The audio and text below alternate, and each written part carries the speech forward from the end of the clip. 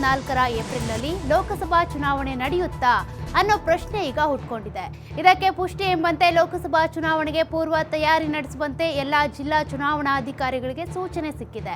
ಎಲ್ಲಾ ಜಿಲ್ಲಾ ಚುನಾವಣಾ ಅಧಿಕಾರಿಗಳಿಗೆ ಕೇಂದ್ರ ಚುನಾವಣಾ ಆಯೋಗ ಮುನ್ಸೂಚನೆಯನ್ನ ಕೊಟ್ಟಿದೆ. ಅಲ್ಲದೆ ಸಿದ್ಧತೆ ಬಗ್ಗೆ ಮಾಹಿತಿ ನೀಡುವಂತೆ ಕೂಡ ಕೋರಲಾಗಿದೆ. ಇನ್ನೊಂದೆಡೆ ಇದು ಚುನಾವಣೆ ಅಧಿಕಾರಿಗಳಿಗೆ ನೀಡಿರುವ ಪೂರ್ವ ತಯಾರಿಯ ಮುನ್ಸೂಚನೆ ಅಂತ ಕೂಡ ಕೇಂದ್ರ ಚುನಾವಣೆ ಆಯೋಗ ಸ್ಪಷ್ಟನೆಯನ್ನ ಕೊಟ್ಟಿದೆ. ಲೋಕಸಭೆ ಚುನಾವಣೆಗೆ ಸರ್ವ ರೀತಿ ಸಜ್ಜಾಗುವಂತೆ ಅಧಿಕಾರಿಗಳಿಗೆ ತಿಳಿಸಲಾಗಿದೆ ಅಂತ ಕೇಂದ್ರ ಚುನಾವಣೆ ಆಯೋಗ ತಿಳಿಸಿದೆ. ಕರ್ತವ್ಯ ನಿರತ ಪಿಎಸ್ಐ ಅಸುನೀಗಿರುವ ಘಟನೆ ವಿಜಯಪುರ ನಗರದಲ್ಲಿ ನಡೆದಿದೆ. ನರರೋಗದಿಂದ ಬಳಲ್ತಾ ಇದ್ದಂಥ 28 ವರ್ಷದ ಶಂಕರಗೌಡ ಸಾರವಾಡ ಕರ್ತವ್ಯದ ವೇಳೆ ಖಾಸಗಿ ಆಸ್ಪತ್ರೆಗೆ ದಾಖಲಾಗಿದ್ರು. ವಿಜಯಪುರದ ವೈರ್ಲೆಸ್ ವಿಭಾಗದಲ್ಲಿ ಸೇವೆ ಸಲ್ಲಿಸುತ್ತಿದ್ದ ಇವರು ಚಿಕಿತ್ಸೆ ಫಲಕಾರಿಯಾಗದೆ ಸಾವನ್ನಪ್ಪಿದ್ದಾರೆ. ಪಿಎಸ್ಐ ಸಾವಿಗೆ ಎಸ್ಪಿ, ಹಿರಿಯ ಅಧಿಕಾರಿಗಳು ಮತ್ತು ಸಿಬ್ಬಂದಿ ಕಂಬನಿ ಮಿಡಿದಿದ್ದಾರೆ.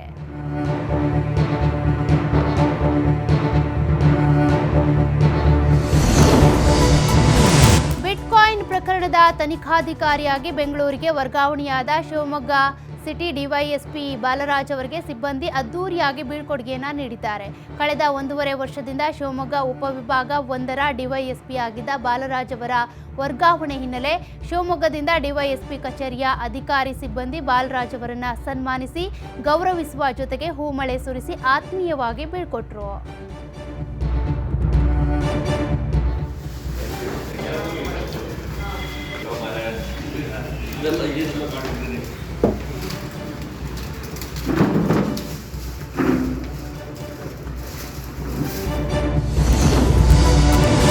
ತುಮಕೂರು ತಾಲೂಕಿನ ಕೌತಮಾರನಹಳ್ಳಿ ಬಳಿ ಇರುವ ಕರ್ನಾಟಕ ಸ್ಟೋನ್ ಕ್ರಷರ್ನಲ್ಲಿ ಬಂಡೆ ಬ್ಲಾಸ್ಟ್ ಮಾಡುವ ವೇಳೆ 2 ಕಾರ್ಮಿಕರು ಸ್ಥಳದಲ್ಲೇ ಸಾವನ್ನಪ್ಪಿದ್ದಾರೆ. ಬಿಹಾರ ಮೂಲದ ಮೊಹಮ್ಮದ್ ಅಬುಲ್ ಹಾಗೂ ಛತ್ತೀಸ್ಗಢದ ಮೋನು ಎಂಬುವರು ಮೃತಪಟ್ಟಂತಹ ದುರ್ದೈವಿಗಳು. ಮತ್ತೊಬ್ಬ ಕಾರ್ಮಿಕನಿಗೆ ಗಂಭೀರವಾಗಿ ಗಾಯಗಳಾಗಿದ್ದಾವೆ. ಬೆಂಗಳೂರಿನ ಸಂಜಯ್ ಗಾಂಧಿ ಆಸ್ಪತ್ರೆಯಲ್ಲಿ ಚಿಕಿತ್ಸೆ ಮುಂದುವರೆದಿದ್ದು, ಸ್ಥಳಕ್ಕೆ ಕ್ಯಾತಸಂದ್ರ ಪೊಲೀಸರು ಭೇಟಿ ನೀಡಿ ಪರಿಶೀಲನೆ ನಡೆಸಿದ್ದಾರೆ.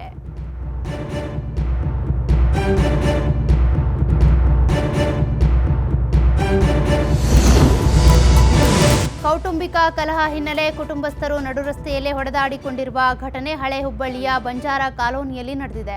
ಮಂಜುನಾಥ್ ಮತ್ತು ಲಕ್ಷ್ಮಿ ಎಂಬ ದಂಪತಿ ನಡುವೆ ಶುರುವಾದ ಗಲಾಟೆಯಿಂದಾಗಿ ಎರಡೂ ಕಡೆಯ ಕುಟುಂಬಸ್ಥರ ಜಮಾವಣೆಯಿಂದ ವಿಕೋಪಕ್ಕೆ ತಿರುಗಿದೆ. ಕಲ್ಲು, ಇಟ್ಟಿಗೆ, ಕೋಲಿನಿಂದ ಪರಸ್ಪರ ಎರಡೂ ಕುಟುಂಬಸ್ಥರು ಕೂಡ ಹೊಡೆದಾಡಿಕೊಂಡಿದ್ದಾರೆ. ಗಲಾಟೆಯಲ್ಲಿ 4 ಗಂಭೀರ ಗಾಯಗಳಾಗಿದ್ದು ಕಿಮ್ಸ್ ಆಸ್ಪತ್ರೆಗೆ ದಾಖಲಿಸಲಾಗಿದೆ. ಪ್ರಕರಣ ಹಿನ್ನೆಲೆ ಹಳೆ ಹುಬ್ಬಳ್ಳಿ ಪೊಲೀಸ್ ಠಾಣೆಯಲ್ಲಿ ಪ್ರಕರಣ ದಾಖಲಾಗಿದೆ.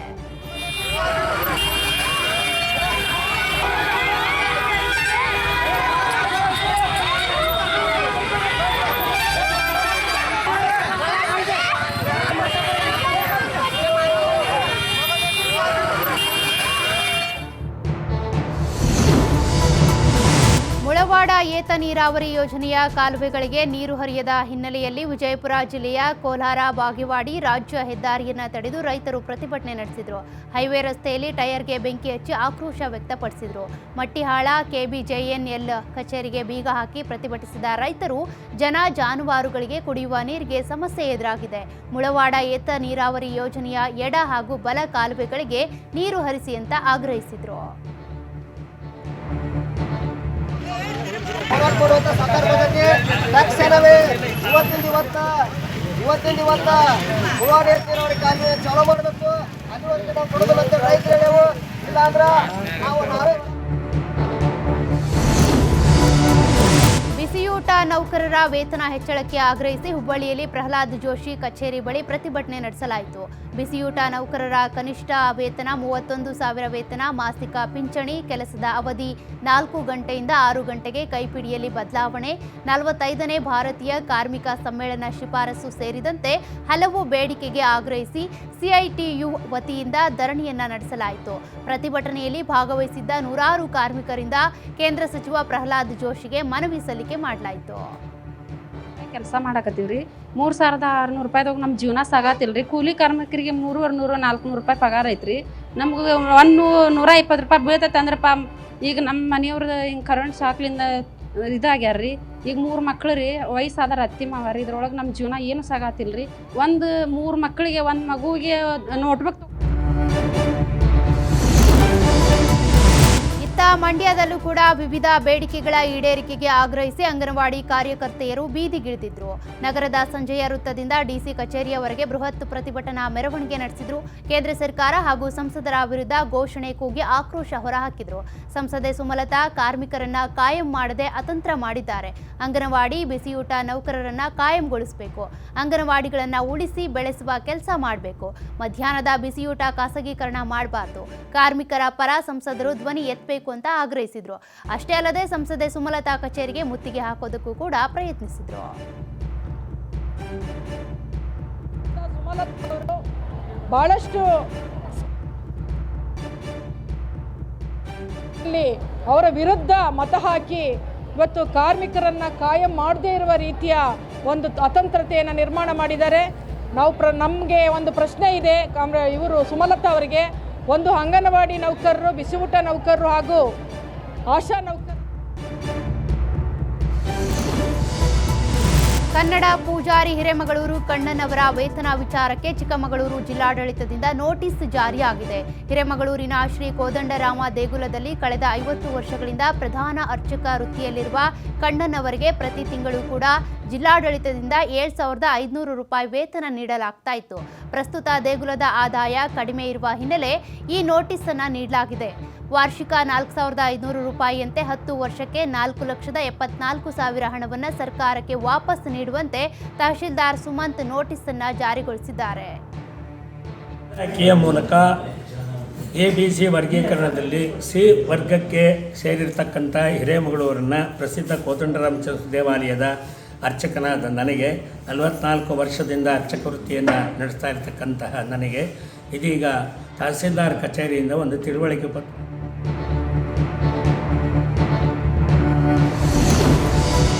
ನೀಡಿದ್ದ ನೋಟಿಸ್ ವಾಪಸ್ ಪಡೆಯುವಂತೆ ಮುಜರಾಯಿ ಸಚಿವ ರಾಮಲಿಂಗಾರೆಡ್ಡಿ ಸೂಚನೆ ಕೊಟ್ಟಿದ್ದಾರೆ.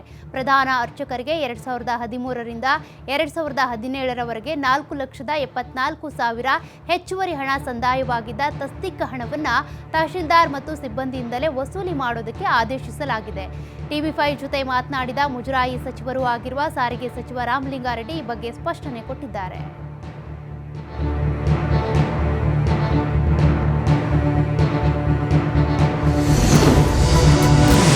ಭಾರತ್ ಜೋಡೋ ನ್ಯಾಯ ಯಾತ್ರೆಗೆ ಅಡ್ಡಿಪಡಿಸಿದೆ ಅಂತ ಆರೋಪಿಸಿ ಅಸ್ಸಾಂ ಮುಖ್ಯಮಂತ್ರಿ ವಿರುದ್ಧ ದೇಶದಾದ್ಯಂತ ಕಾಂಗ್ರೆಸ್ ನಾಯಕರು ಸಿಡಿದೆದ್ದಿದ್ದಾರೆ. ರಾಹುಲ್ ಗಾಂಧಿ ಮೇಲೆ ಬಿಜೆಪಿಗರಿಂದ ಹಲ್ಲೆಗೆ ಯತ್ನಿಸಲಾಗಿದೆ ಅಂತ ಕಾಂಗ್ರೆಸ್ ಕೆರಳಿ ಕೆಂಡುವಾಗಿದೆ. ಬೆಂಗಳೂರಿನ ಫ್ರೀಡಂ ಪಾರ್ಕ್ನಲ್ಲಿ ಬೃಹತ್ ಪ್ರತಿಭಟನೆ ನಡೆಸಿರುವ ಕಾಂಗ್ರೆಸ್ ಕಾರ್ಯಕರ್ತರು ಶಾಂತಿಯಿಂದ ಭಾರತ್ ಜೋಡೋ ನ್ಯಾಯ ಯಾತ್ರೆ ಮಾಡ್ತಿದ್ದ ವೇಳೆ ರಾಹುಲ್ ಗಾಂಧಿ ದೇಗುಲ ಪ್ರವೇಶಿಸದಂತೆ ಅಸ್ಸಾಂ ಅಧಿಕಾರಿಗಳು ತಡೆದಿದ್ದಾರೆ. ಇಂತಹ ಕುಚೋದ್ಯ ಕೆಲಸ ಮಾಡಬೇಡಿ, ಇದು ಸರಿಯಲ್ಲ ಅಂತ ಅಸ್ಸಾಂ ಸಿಎಂ ಹಿಮಂತ್ ಬಿಸ್ವಾ ವಿರುದ್ಧ ಆಕ್ರೋಶ ಹೊರಹಾಕಿದ್ದಾರೆ.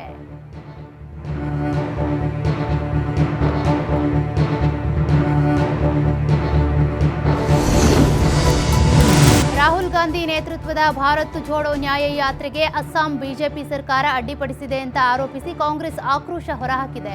ಡಿಸಿಎಂ ಡಿಕೆ ಶಿವಕುಮಾರ್ ಪ್ರತಿಭಟನೆಗೆ ಕರೆ ನೀಡಿದ ಹಿನ್ನೆಲೆ ಜಿಲ್ಲಾ ಕೇಂದ್ರಗಳಲ್ಲಿ ಬಿಜೆಪಿ ಕಾರ್ಯಕರ್ತರು ರಸ್ತೆಗಿಳಿದಿದ್ರು. ಮೈಸೂರು, ಶಿವಮೊಗ್ಗ, ಹಾವೇರಿ, ಕೊಪ್ಪಳ, ದೇವನಹಳ್ಳಿ ಸೇರಿದಂತೆ ಹಲವೆಡೆ ಬೃಹತ್ ಪ್ರತಿಭಟನೆ ನಡೆಸಿ ಆಕ್ರೋಶ ಹೊರಹಾಕಿದ್ರು. ರಾಹುಲ್ ಗಾಂಧಿ ಯಾತ್ರೆಯನ್ನ ಸಹಿಸಲಾಗದೆ ಅಸ್ಸಾಂ ಬಿಜೆಪಿ ಸರ್ಕಾರ ಈ ರೀತಿ ಮಾಡ್ತಿದೆ ಅಂತ ಕಿಡಿಕಾರಿದ್ರು.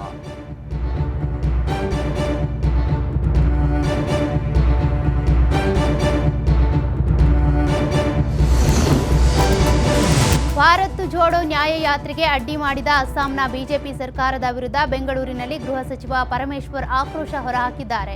ರಾಹುಲ್ ಗಾಂಧಿಯವರು ಶಾಂತಿಯುತವಾಗಿ ಪಾದಯಾತ್ರೆಯನ್ನ ಕೈಗೊಂಡಿದ್ದಾರೆ. ಈ ಯಾತ್ರೆಯಲ್ಲಿ ಯಾವುದೇ ಗಲಾಟೆ, ಕಿರುಚಾಟಕ್ಕೆ ಅವಕಾಶ ಇರೋದಿಲ್ಲ.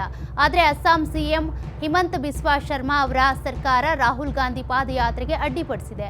ಉದ್ದೇಶಪೂರ್ವಕವಾಗಿ ರಾಹುಲ್ ಗಾಂಧಿ ಯಾತ್ರೆಯನ್ನ ತಡೆಯೋದು ಸರಿಯಲ್ಲ.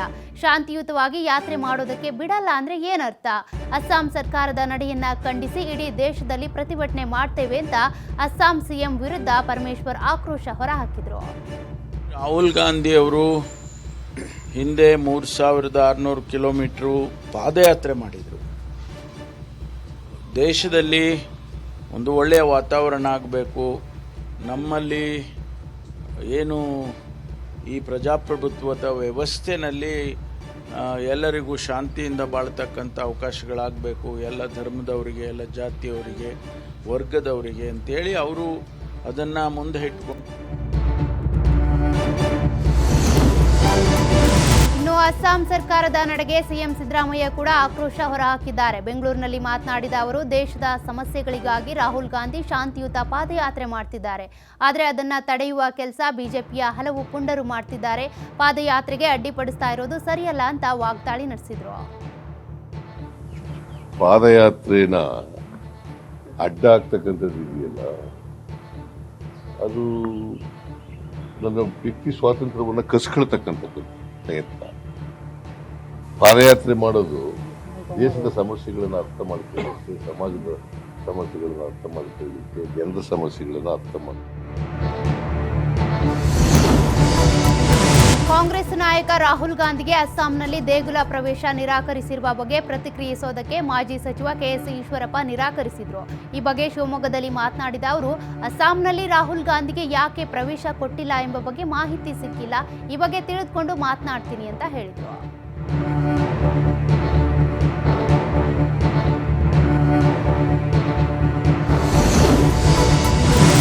ಭಾರತ್ ಜೋಡೋ ನ್ಯಾಯಯಾತ್ರೆಗೆ ಅಡ್ಡಿಪಡಿಸಿರುವ ಅಸ್ಸಾಂ ಸರ್ಕಾರದ ವಿರುದ್ಧ ಕಾಂಗ್ರೆಸ್ ನಾಯಕ ರಾಹುಲ್ ಗಾಂಧಿ ಕೂಡ ಹರಿಹಾಯ್ದಿದ್ದಾರೆ.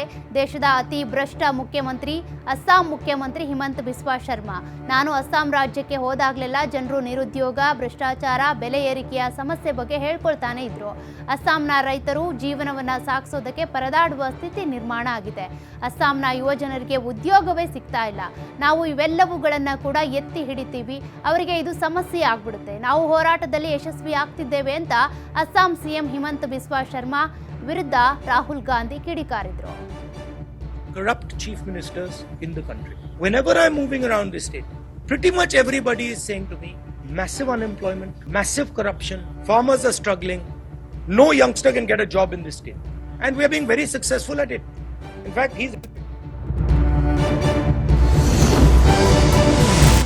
ರಾಜ್ಯದಲ್ಲಿ ಕಾಂಗ್ರೆಸ್ ಬಿಜೆಪಿ ನಾಯಕರ ನಡುವೆ ರಾಮ ರಾಜಕೀಯ ತಾರಕಕ್ಕೇರ್ತಾನೆ ಇದೆ. ಬಿಜೆಪಿ ನಾಯಕರ ಟೀಕೆಗೆ ಸಿಎಂ ಸಿದ್ದರಾಮಯ್ಯ ತಿರುಗೇಟು ಕೊಟ್ಟಿದ್ದಾರೆ. ಬೆಂಗಳೂರಿನಲ್ಲಿ ಮಾತನಾಡಿದ ಅವರು, ನಾವು ಪೂಜಿಸುವುದು ದಶರಥ ಪುತ್ರ ರಾಮನನ್ನ. ಬಿಜೆಪಿಯ ರಾಮನನ್ನ ನಾವು ಪೂಜೆ ಮಾಡೋದಿಲ್ಲ. ರಾಮನನ್ನ ನೋಡೋದಕ್ಕೆ ಅಯೋಧ್ಯೆಗೆ ಹೋಗಬೇಕು ಅಂತ ಏನಿಲ್ಲ. ನಮ್ಮೂರಲ್ಲೂ ಕೂಡ ರಾಮನ ಮಂದಿರ, ಹನುಮನ ಮಂದಿರ, ಸೀತಾ ಮಂದಿರಗಳು ಇಲ್ವಾ? ಅಲ್ಲಿ ರಾಮನಿಲ್ಲವೇ ಅಂತ ಸಿದ್ದರಾಮಯ್ಯ ಬಿಜೆಪಿಗರನ್ನ ಪ್ರಶ್ನೆ ಮಾಡಿದ್ರು. ಎಲ್ಲರೂ ಹೇಳಬೇಕು ಜೈ ಶ್ರೀರಾಮ್. ನೀವು ಹೇಳಲ್ವಾ? ಹೇಳಿ ಒಂದ್ಸರಿ ಜೈ ಶ್ರೀರಾಮ್, ಜೈ ಶ್ರೀರಾಮ್. ಹೇಳಿ ಒಂದ್ಸರಿ ಜೈ ಶ್ರೀರಾಮ್, ಜೈ ಶ್ರೀರಾಮ್. ಶ್ರೀರಾಮನಿಗೆ ಜೈ ಅನ್ನೋದು ಅಷ್ಟೇ.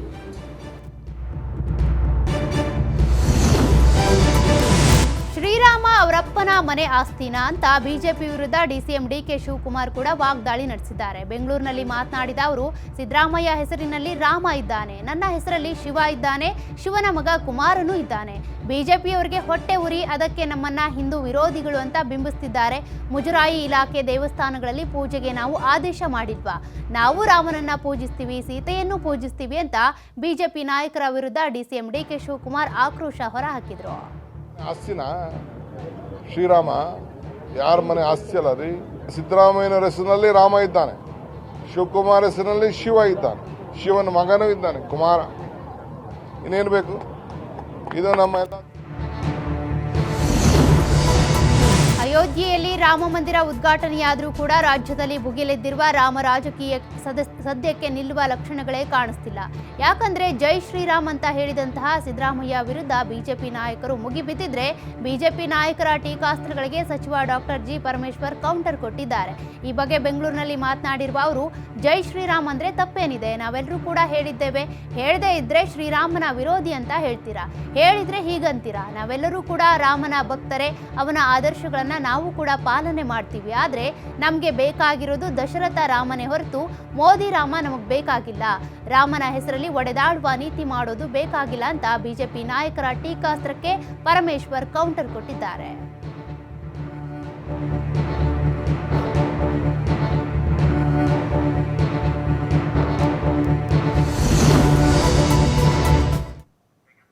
ಅಥವಾ ನೈತಿಕತೆ ಬಿಜೆಪಿಗಿಲ್ಲ ಅಂತ ಅರಣ್ಯ ಸಚಿವ ಈಶ್ವರ್ ಖಂಡ್ರೆ ಆಕ್ರೋಶ ವ್ಯಕ್ತಪಡಿಸಿದ್ದಾರೆ. ಈ ಬಗ್ಗೆ ಮೈಸೂರಿನಲ್ಲಿ ಮಾತನಾಡಿದ ಅವರು, ಸಿದ್ದರಾಮಯ್ಯನವರೇ ನಾನು ನಾಸ್ತಿಕ ಅಲ್ಲ ಅಂತ ಹೇಳಿದ್ದಾರೆ. ಅವರು ನಾಸ್ತಿಕನಾಗಿದ್ರೆ ಅವರ ಕ್ಷೇತ್ರದಲ್ಲಿ ರಾಮ ಮಂದಿರ ಕಟ್ತಿರ್ಲಿಲ್ಲ, ದೇವಸ್ಥಾನಗಳಿಗೆ ಅನುದಾನ ನೀಡ್ತಿರ್ಲಿಲ್ಲ. ರಾಜ್ಯದ ಅನೇಕ ದೇವಾಲಯಗಳಿಗೆ ಸಿದ್ದರಾಮಯ್ಯ ಅನುದಾನ ನೀಡಿದ್ದಾರೆ. ಬಿಜೆಪಿಯವರು ಸುಳ್ಳು ಹೇಳೋದ್ರಲ್ಲಿ ನಿಸ್ಸೀಮ್ರು. ನಾವು ರಾಮ ನಮ್ಮ ಮನಸ್ಸಿನಲ್ಲಿ ಇದ್ದಾನೆ ಹೊರತು ಬಿಜೆಪಿ ವಿರುದ್ಧ ಈ ರೀತಿಯಾಗಿ ಕಿಡಿಕಾರಿದ್ರು ಈಶ್ವರ್ ಖಂಡ್ರೆ. ಮಾನ್ಯ ಸಿದ್ದರಾಮಯ್ಯಜರು ಹೇಳಿದ್ದಾರೆ, ನಾನು ಆಸ್ತಿಕ ಇದ್ದೇನೆ, ನಾನು ನಾಸ್ತಿಕ ಅಲ್ಲ, ನಾನು ದೇವರಲ್ಲಿ ಶ್ರದ್ಧೆ ನಂಬಿಕೆ ಇಟ್ಕೊಂಡವನಿದ್ದೀನಿ. ಹಾಗಿದ್ರೆ ಮಾನ್ಯ ಸಿದ್ದರಾಮಯ್ಯಜಿಯವರು ಅವರ ಕ್ಷೇತ್ರದಲ್ಲಿ ರಾಮ ಮಂದಿರ ಯಾಕೆ ಕಟ್ಟಿಸಿದ್ರು? ಅನೇಕ ದೇವಾಲಯಗಳಿಗೆ ಅನುದಾನ ಯಾಕೆ ಕೊಡ್ತಾ ಇದ್ರು? ನೀವು ಕೊಟ್ಟಿದ್ದೀರಾ? ಮೈಸೂರು ಜಿಲ್ಲೆಯ ನಂಜನಗೂಡಿನ ತಗಡೂರು ಗ್ರಾಮದ ಅನುದಾನಿತ ಶಾಲೆಯಲ್ಲಿ ಕಳ್ಳತನ ನಡೆದಿದೆ.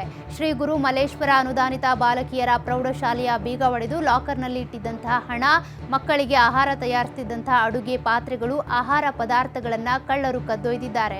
ಘಟನೆ ಹಿನ್ನೆಲೆ ಕವಲಂದೆ ಠಾಣೆ ಪೊಲೀಸರು ಭೇಟಿ ನೀಡಿ ಪರಿಶೀಲನೆ ನಡೆಸಿದ್ದಾರೆ. ಕಳ್ಳತನಕ್ಕೆ ಅಂತ ಬಂದಂತಹ ಈ ಆರೋಪಿಗಳು ಶಾಲೆಯ ಆವರಣದಲ್ಲಿ ಕುಡಿದು ಬಾಟಲ್ಗಳನ್ನು ಬಿಸಾಡಿದ್ದಾರೆ. ಕಿಡಿಗಳಿಗಾಗಿ ಈಗ ಶೋಧ ಕಾರ್ಯ ಕೂಡ ಮುಂದುವರೆದಿದೆ.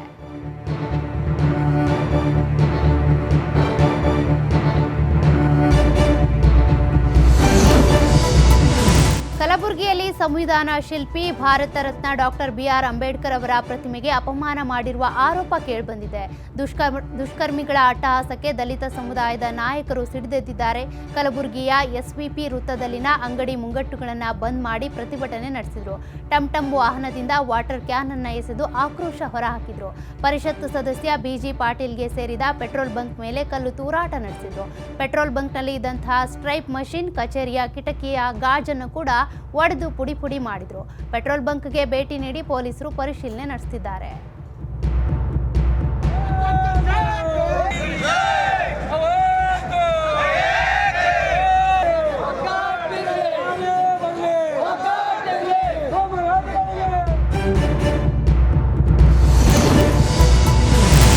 ಸಿಟಿ ಬೆಂಗಳೂರಿನಲ್ಲಿ ಕಲಾಸಿಪಾಳ್ಯ ಪೊಲೀಸರು ಭರ್ಜರಿ ಕಾರ್ಯಾಚರಣೆ ನಡೆಸಿ ಇಬ್ಬರು ಕುಖ್ಯಾತ ಬೈಕ್ ಕಳ್ಳರನ್ನ ಬಂಧಿಸಿದ್ದಾರೆ.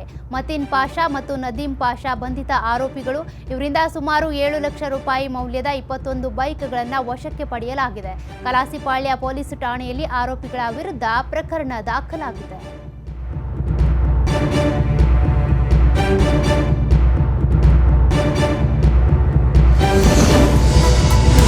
ವೇತನ ಹೆಚ್ಚಳಕ್ಕೆ ಆಗ್ರಹಿಸಿ ಅಂಗನವಾಡಿ ಕಾರ್ಯಕರ್ತೆಯರು ಹಾಗೂ ಅಕ್ಷರ ದಾಸೋಹ ಅಡುಗೆ ಸಿಬ್ಬಂದಿ ರಾಜ್ಯದ ವಿವಿಧೆಡೆ ಪ್ರತಿಭಟನೆ ಮಾಡುತ್ತಿದ್ದಾರೆ. ಇದರ ಮುಂದುವರಿದ ಭಾಗವಾಗಿ ವಿಜಯಪುರ ಸಂಸದ ರಮೇಶ್ ಜಿಗಜಿಣಗಿ ಕಚೇರಿ ಎದುರು ಪ್ರತಿಭಟನೆಯನ್ನ ಮಾಡಿದ್ರು. ICBS ಅನುದಾನ ಕಡಿತ ಮಾಡುತ್ತಿರುವ ಕೇಂದ್ರ ಸರ್ಕಾರದ ಕ್ರಮ ಸರಿಯಿಲ್ಲ, ಕೂಡಲೇ ವೇತನ ಹೆಚ್ಚಳ ಮಾಡಬೇಕು ಅಂತ ಪ್ರತಿಭಟನಾಕಾರರು ಒತ್ತಾಯಿಸಿದ್ರು.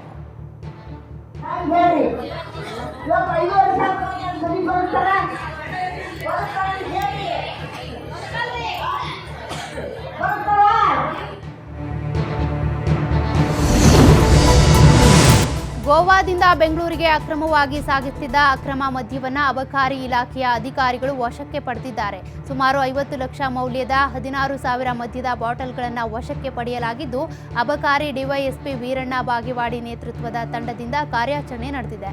ಅಕ್ರಮ ಸಾಗಾಟದ ಹಿಂದಿರುವ ಕಿಂಗ್ ಪಿನ್ಗಳನ್ನು ಬಂಧಿಸುವುದಾಗಿ ಅಧಿಕಾರಿಗಳು ಮಾಹಿತಿ ಕೊಟ್ಟಿದ್ದಾರೆ. ಅಂದಾಜು ಈಗ ನಾವು ಹಿಡಿದಿರ್ತಕ್ಕಂಥದ್ದು ಸುಮಾರು ಒಂದು 360 ಬಾಕ್ಸ್ ಡ್ರಿಂಕ್ಸನ್ನು ನಾವು ಇದು ಡೂಪ್ಲಿಕೇಟ್ ಲಿಕ್ಕರ್ಸ್ ಅಂತ ಮೇಲ್ನೋಟ ಕಂಡು ಬರ್ತಾ ಇದೆ. ನ್ಯಾಷನಲ್ ಡಿಸ್ಟಿಲರಿ ಕರೋಲಿನ್ ಅಂತೇಳಿ ಗೋವಾದಿಂದ ಬಂದಿರತಕ್ಕಂಥದ್ದು. ಸೊ ಲೈಟ್ ಹೌಸ್ ಅಂತ ಬಂದಿದೆ. ಸೊ ರಾಯಲ್ ಸ್ಟ್ಯಾಗ್ ಅಂತ ಇದು ಮತ್ತು ಇನ್ನೊಂದು ಒಂದು ಲೈಟ್ ಹೌಸ್ ಅಂತ 2 ಬ್ರ್ಯಾಂಡಿನ ಡ್ರಿಂಕ್ಸನ್ನು ಹಿಡಿದಿದ್ದೀವಿ. ಅಂದಾಜು 16,000 ಬಾಟ್ಲಿಗಿಂತನೂ ಜಾಸ್ತಿ ಇದೆ. ಅಂದರೆ 360 ಬಾಕ್ಸಸ್ ಆಗುತ್ತೆ, ಬಾಕ್ಸಸ್ ರೂಪದಲ್ಲಿ. ಸೊ ನಮ್ಮ ಕರ್ನಾಟಕದಲ್ಲಿ ಇದರದ ಒಂದು ಫಸ್ಟ್ ಸ್ಲ್ಯಾಬ್ ಅಂತ ಕರಿತೀವಿ. ಫಸ್ಟ್ ಮಿನಿಮಮ್ ರೇಟ್ 60 ರೂಪಾಯಿ ರೇಟ್. ಡೂಪ್ಲಿಕೇಟ್ ಲಿಕ್ಕರ್ಸನ್ನು ಭಾಳ ಕಡಿಮೆಲಿ ತಂದು ಇದನ್ನು ಕರ್ನಾಟಕದಲ್ಲಿ ಮಾರೋ ಉದ್ದೇಶ ಹೊಂದಿರ್ತಾರೆ. ಅವ್ರನ್ನ ಇಂಟ್ರಾಗೇಟ್ ವಿಶ್ವಸಂಸ್ಥೆಯ ಭದ್ರತಾ ಮಂಡಳಿಯ ಕಾಯಂ ಸದಸ್ಯತ್ವದಿಂದ ಭಾರತವನ್ನ ಹೊರಗಿಟ್ಟಿರೋದ್ರ ಬಗ್ಗೆ ಎಲಾನ್ ಮಸ್ಕ್ ಆಶ್ಚರ್ಯವನ್ನ ವ್ಯಕ್ತಪಡಿಸಿದ್ದಾರೆ. ಭಾರತ ಭೂಮಿಯ ಮೇಲೆ ಅತಿ ಹೆಚ್ಚು ಜನಸಂಖ್ಯೆ ಹೊಂದಿರುವ ದೇಶವಾಗಿದ್ರೂ ಕೂಡ ಭದ್ರತಾ ಮಂಡಳಿಯಲ್ಲಿ ಶಾಶ್ವತ ಸ್ಥಾನವನ್ನ ಹೊಂದಿಲ್ಲ. ಇದು ಅಸಂಬದ್ಧವಾಗಿದೆ ಅಂತ ಟೆಸ್ಲಾ CEO ಎಲಾನ್ ಮಸ್ಕ್ ಹೇಳಿದ್ದಾರೆ.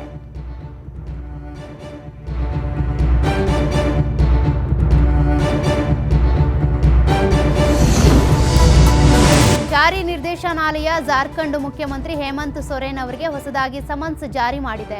ಭೂ ಹಗರಣಕ್ಕೆ ಸಂಬಂಧಿಸಿದ ಏಜೆನ್ಸಿಯ ಮನಿ ಲಾಂಡರಿಂಗ್ ತನಿಖೆಯ ಭಾಗವಾಗಿ ಹೆಚ್ಚಿನ ವಿಚಾರಣೆಗಾಗಿ ಜನವರಿ 27 ಮತ್ತು 31ರಂದು ಹಾಜರಾಗಬೇಕು ಅಂತ ಜಾರಿ ನಿರ್ದೇಶನಾಲಯ ಸೂಚನೆ ಕೊಟ್ಟಿದೆ.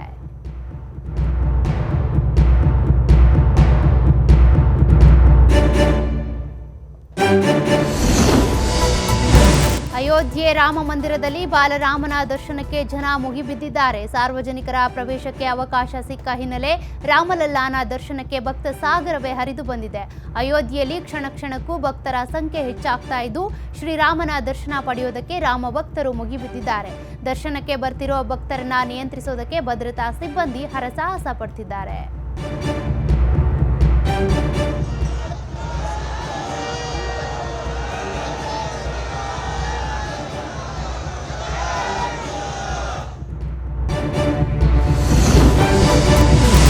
ರನ್ವೇಯಿಂದ ಜಾರಿದ ವಿಮಾನವೊಂದು ನೆಲಕ್ಕೆ ಅಪ್ಪಳಿಸಿದ ಘಟನೆ ಮಿಜೋರಾಂ ಲೆಂಗ್ಪುಯಿ ಏರ್ಪೋರ್ಟ್ ಬಳಿ ನಡೆದಿದೆ. ಮಯನ್ಮಾರ್ ಬಂಡುಕೋರರು ನಡೆಸಿದ ಗಲಭೆ ವೇಳೆ ಜೀವ ಉಳಿಸಿಕೊಳ್ಳುವ ಸಲುವಾಗಿ ಸೇನಾ ಸಿಬ್ಬಂದಿ ಈಶಾನ್ಯದಲ್ಲಿ ಆಶ್ರಯ ಪಡ್ಕೊಂಡಿದ್ರು. ಇವರನ್ನ ಏರ್ಲಿಫ್ಟ್ ಮಾಡುವ ಸಂಬಂಧ ಮಯನ್ಮಾರ್ ವಿಮಾನವು ಮಿಜೋರಾಂ ವಿಮಾನ ನಿಲ್ದಾಣಕ್ಕೆ ಬಂದಿತ್ತು. ಇಲ್ಲಿಂದ ಹೊರಡುವ ವೇಳೆ ರನ್ವೇನಿಂದ ಜಾರಿ ಅನಾಹುತ ಸಂಭವಿಸಿದೆ.